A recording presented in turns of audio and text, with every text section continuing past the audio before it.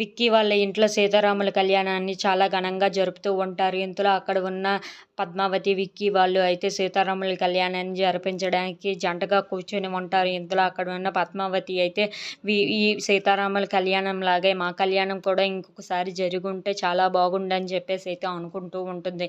ఇంతలో అక్కడ ఉన్న పద్మావతి తనని సీతలాగా, విక్కీని రాముడిలాగా ఊహించుకొని వాళ్ళకి మళ్ళీ పెళ్లి జరుగుతున్నట్లు మళ్ళీ ఊహించుకుంటూ ఉంటుంది. ఇంతలో అక్కడ ఉన్న వాళ్ళ పెళ్ళి అయితే చాలా ఘనంగా జరుపుకుంటూ ఉంటారు.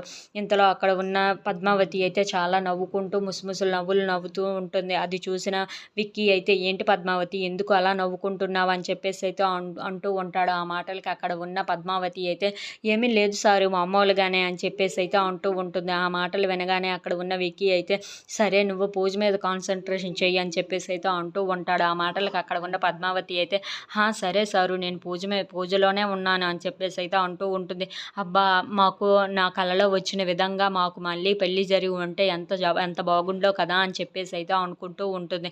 ఇంతలో అక్కడ ఉన్న విక్కీని చూసి చాలా ప్రేమగా నవ్వుతూ ఉంటుంది. అది చూసిన విక్కీ కూడా పద్మావతిని చూసి నవ్వుతూ ఉంటాడు. If you like this video please like, share and subscribe friends.